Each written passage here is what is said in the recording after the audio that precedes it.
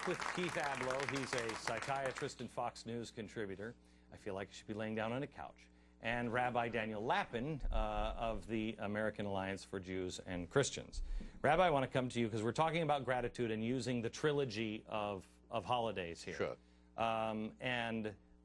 Humbling ourselves and becoming grateful, because if you separate thanks from giving, don't make it a compound word, giving. Yes. But giving has a dark side, possibly, to it. Explain.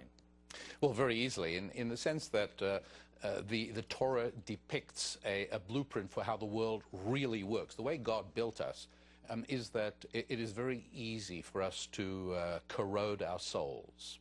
And receiving something for nothing is one of the surest ways of doing that. And so in a divine hierarchy of giving, the highest way of giving is to enable somebody to earn his own living. Because in so doing, you give him something much more valuable than merely an income. You give him his dignity. Yeah. It's dignity and self-respect, precisely.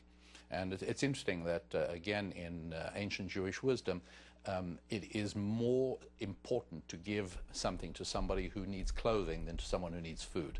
Because food is just merely physical survival. Clothing is spiritual dignity. There's a problem that we see, and this is why Oprah didn't build her school in America. She built it over in Africa.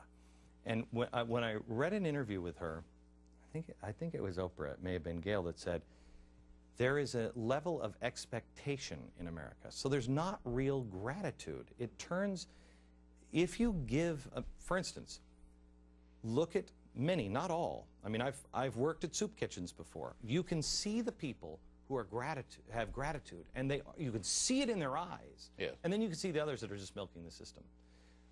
There is something about being able to say, thank you, to give back. Explain, for instance, kids in Beverly Hills versus kids that are working on the farm in Oklahoma.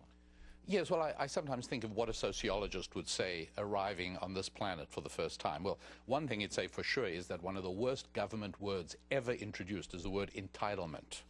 That was a really bad word. Another thing he'd notice is those two families you describe. And we'd say to him, well, look, you know, you've got this family in Beverly Hills where the children have one primary responsibility in life, and that's to accept the keys to a BMW on their 16th birthday. And then you've got another family in, shall we say, a small town in Ohio, perhaps, yeah, where the children are expected to help, and they do chores around the house, and they ask mother and father if there's anything you need us for before we go out and play. You say to your sociologist, which family is going to have a better relationship with their children, right? Surely the one that asks nothing of their children and just gives them things. It's not like that. In the real world, receiving with no opportunity to reciprocate corrodes the soul. And so it's those children that have an opportunity to do chores, an opportunity to respect mother and father.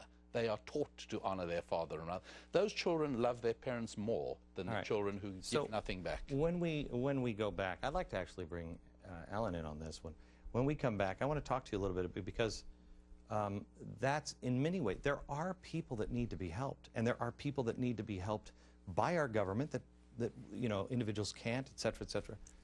But how do we know? Where is that line? Where do you have any idea? Maybe you have some idea of, is there a point? Is there something that happens to people? We'll get to that next.